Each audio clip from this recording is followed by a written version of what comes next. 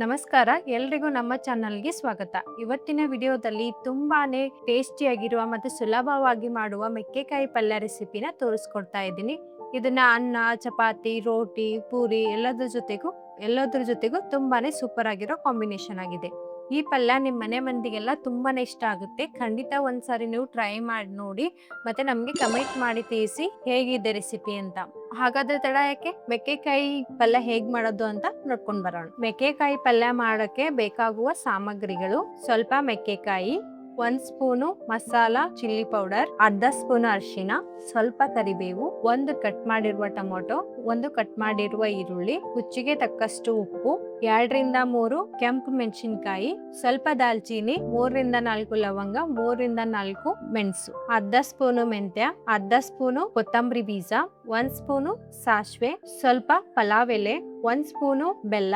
ಈಗ ನಾವಿಲ್ಲಿ ಮೊದಲು ಒಂದು ಬೌಲಲ್ಲಿ ನೀರ್ನ ತಗೊಂಡು ಇದರಲ್ಲಿ ಮೆಕ್ಕೆಕಾಯಿನ ಸರಿಯಾಗಿ ತೊಳ್ಕೊಬೇಕು ಕ್ಲೀನ್ ಆಗಿ. ಈ ರೀತಿಯಾಗಿ ಮೆಕ್ಕೆಕಾಯಿನ ತೊಳ್ಕೊಂಡಾದ್ಮೇಲೆ ಇದನ್ನ ಚಿಕ್ಕದಾಗಿ ಕಟ್ ಮಾಡ್ಕೊಳ್ಬೇಕು. ಇದು ಮಾಡೋದು ತುಂಬಾನೇ ಸುಲಭ ಇದೆ ಸ್ನೇಹಿತರೆ.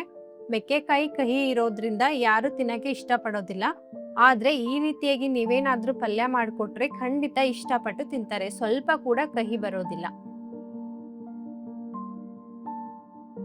ಈಗ ಎಲ್ಲ ಕಟ್ ಮಾಡ್ಕೊಂಡು ಆಗಿದೆ. ಇವಾಗ ನಾವು ಇದ್ರೊಳಗಡೆ ಇರುವ ಬೀಜನ ತೆಗಿಬೇಕು. ಇವಾಗ ಒಂದು ಬೌಲಲ್ಲಿ ನೀರ್ನ ಇಟ್ಟಿದ್ದೀನಿ, ತಣ್ಣೀರ್ನ ಇಟ್ಟಿದ್ದೀನಿ. ಇದ್ರಲ್ಲಿ ನಾನು ಕಟ್ ಮಾಡಿರೋ ಮೆಕ್ಕೆಕಾಯಿನ ಹಾಕಿ ಇದ್ರೊಳಗಡೆ ಇರುವ ಬೀಜನ ತೆಗೆದು ಬಿಡ್ಬೇಕು. ಯಾಕಂದ್ರೆ ಬೀಜ ಕಹಿ ಇರುತ್ತೆ ಜಾಸ್ತಿ, ಪಲ್ಯ ಎಲ್ಲ ತಿನ್ನಕ್ಕಾಗಲ್ಲ. ಅದಕ್ಕೋಸ್ಕರ ಬೀಜಗಳನ್ನ ಎಲ್ಲ ರಿಮೂವ್ ಮಾಡ್ಬೇಕು. ಇವಾಗ ಬೀಜ ಎಲ್ಲ ತೆಗೆದಾಗಿದೆ. ಇದನ್ನ ಒಂದು ಪ್ಲೇಟಲ್ಲಿ ಹಾಕೊಳ್ತಾ ಇದ್ದೀನಿ. ಈಗ ಗ್ಯಾಸ್ ಮೇಲೆ ಒಂದು ಪ್ಯಾನ್ ನ ಇಟ್ಟಿದ್ದೀನಿ. ಇದರಲ್ಲಿ ಸ್ವಲ್ಪನೇ ಎಣ್ಣೆ ಹಾಕೊಳ್ತಾ ಇದ್ದೀನಿ. ಮತ್ತೆ ಒಣಮೆಣಸಿನ ಹಾಕಿ ಫ್ರೈ ಮಾಡ್ಕೋಬೇಕು. ಗ್ಯಾಸ್ ನ ಪೂರ್ತಿಯಾಗಿ ಲೋ ಫ್ಲೇಮ್ ಅಲ್ಲಿ ಇಡಿ. ಮತ್ತೆ ಇವಾಗ ಪಲಾವ್ ಎಲೆನ ಹಾಕಿ ಫ್ರೈ ಮಾಡ್ಕೋಬೇಕು. ಈಗ ದಾಲ್ಚೀನಿ, ಮೆಣಸು, ಲವಂಗನ ಹಾಕಿ ಸ್ವಲ್ಪ ಮೆಂತ್ಯ, ಸಾಸಿವೆ ಮತ್ತೆ ಕೊತ್ತಂಬರಿ ಬೀಜ ಹಾಕಿ ಇದನ್ನ ಫ್ರೈ ಮಾಡ್ಕೋಬೇಕು. ಸ್ವಲ್ಪ ಫ್ರೈ ಮಾಡ್ಕೊಂಡ್ರೆ ಸಾಕು, ಜಾಸ್ತಿ ಫ್ರೈ ಮಾಡ್ಕೋಬೇಡಿ, ಹೊತ್ತೋಗ್ಬಿಡುತ್ತೆ. ಇವಾಗ ಇದನ್ನ ಮಿಕ್ಸಿ ಜಾರ್ ನಲ್ಲಿ ಹಾಕಿ ಇದನ್ನ ಪೌಡರ್ ಮಾಡ್ಬೇಕು. ಈ ರೀತಿಯಾಗಿ ಪೌಡರ್ ಮಾಡ್ಕೋಬೇಕು. ಈಗ ಮತ್ತೆ ಗ್ಯಾಸ್ ಮೇಲೆ ಒಂದು ಪ್ಯಾನ್ ನ ಇಟ್ಟು ಇದರಲ್ಲಿ ಸ್ವಲ್ಪ ಎಣ್ಣೆನ ಹಾಕೊಳ್ತಾ ಇದ್ದೀನಿ. ಈಗ ಸ್ವಲ್ಪನೇ ಸಾಸಿವೆ ಹಾಕೊಳ್ತಾ ಇದ್ದೀನಿ. ಮತ್ತೆ ಸ್ವಲ್ಪ ಕರಿಬೇವು ಮತ್ತೆ ಈರುಳ್ಳಿನ ಹಾಕಿ ಫ್ರೈ ಮಾಡ್ಕೊಳ್ತಾ ಇದ್ದೀನಿ. ಈರುಳ್ಳಿ ಸ್ವಲ್ಪ ಚೆನ್ನಾಗಿ ಫ್ರೈ ಮಾಡ್ಕೋಬೇಕು. ಬ್ರೌನ್ ಕಲರ್ ಬರೋವರೆಗೂ ಫ್ರೈ ಮಾಡ್ಕೊಳ್ಳಿ. ಈರುಳ್ಳಿ ಎಷ್ಟು ಚೆನ್ನಾಗಿ ಫ್ರೈ ಮಾಡ್ತೀರಾ ಅಷ್ಟು ಟೇಸ್ಟಿಯಾಗಿ ಆಗುತ್ತೆ ಪಲ್ಯ. ಈಗ ಕಟ್ ಮಾಡಿರುವ ಟೊಮಾಟೋನ ಹಾಕ್ತಾ ಇದ್ದೀನಿ. ಇದನ್ನ ಸರಿಯಾಗಿ ಫ್ರೈ ಮಾಡ್ಕೊಳ್ಳಿ. ಫ್ರೈ ಮಾಡ್ಕೊಂಡಾದ್ಮೇಲೆ ಇದಕ್ಕೆ ನಾವು ಕಟ್ ಮಾಡಿರುವ ಮೆಕ್ಕೆಕಾಯಿನ ಹಾಕೊಳ್ತಾ ಇದ್ದೀನಿ. ಇದನ್ನ ಸರಿಯಾಗಿ ಮಿಕ್ಸ್ ಮಾಡ್ಕೊಳ್ಳಿ. ಒಂದು 5 ನಿಮಿಷ ಈ ರೀತಿಯಾಗಿ ಕೈ ಆಡಿಸ್ತಾ ಇರಿ. ಗ್ಯಾಸ್ ನ ಲೋ ಫ್ಲೇಮ್ ಅಲ್ಲಿ ಇಡಿ. ಇವಾಗ ಇದ್ರ ಮೇಲ್ಗಡೆ ಮುಚ್ಚಿ ಇದನ್ನ 10 ನಿಮಿಷದವರೆಗೂ ಹಾಗೆ ಬಿಡ್ಬೇಕು. 10 ನಿಮಿಷ ಆದ್ಮೇಲೆ ಇದನ್ನ ಓಪನ್ ಮಾಡಿ ನೋಡಿ. ಇವಾಗ ಎಲ್ಲ ಸರಿಯಾಗಿ ಫ್ರೈ ಆಗಿದೆ ಇದು ಮೆಕ್ಕೆಕಾಯಿ. ಈಗ ನಾವು ಇದ್ರಲ್ಲಿ ಸ್ವಲ್ಪ ಬೆಲ್ಲನ ಹಾಕೊಳ್ತಾ ಇದ್ದೀನಿ, ಸ್ವಲ್ಪ ಅರಿಶಿನ ಮತ್ತೆ ಮಸಾಲಾ ರೆಡ್ ಚಿಲ್ಲಿ ಪೌಡರ್, ರುಚಿಗೆ ತಕ್ಕಷ್ಟು ಉಪ್ಪು ಮತ್ತೆ ಪೇಸ್ಟ್ ಮಾಡಿರುವ ಮಸಾಲಾ ಪೌಡರ್ನ ಹಾಕಿ ಇದನ್ನ ಸರಿಯಾಗಿ ಮಿಕ್ಸ್ ಮಾಡ್ಕೊಳ್ತಾ ಇದ್ದೀನಿ.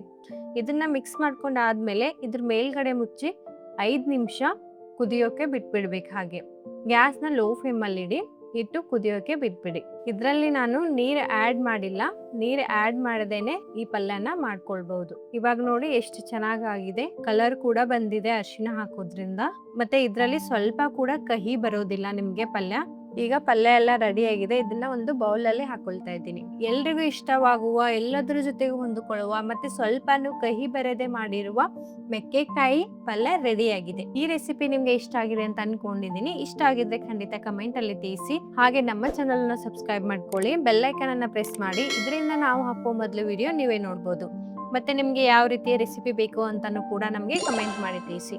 ಮತ್ತೆ ನೀವು ಖಂಡಿತ ಇದನ್ನ ಒಂದ್ಸರಿ ಟ್ರೈ ಮಾಡಿ ನೋಡಿ ಹೇಗಾಗಿದೆ ಅಂತ ನಮ್ಗೆ ಕಮೆಂಟ್ ಮಾಡಿ ತಿಳಿಸಿ. ಮತ್ತೆ ಮುಂದಿನ ವಿಡಿಯೋದಲ್ಲಿ ಮತ್ತೆ ರುಚಿಕರವಾದ ಅಡಿಗೆಯೊಂದಿಗೆ ಮತ್ತೆ ಭೇಟಿಯಾಗೋಣ. ನಮಸ್ಕಾರ.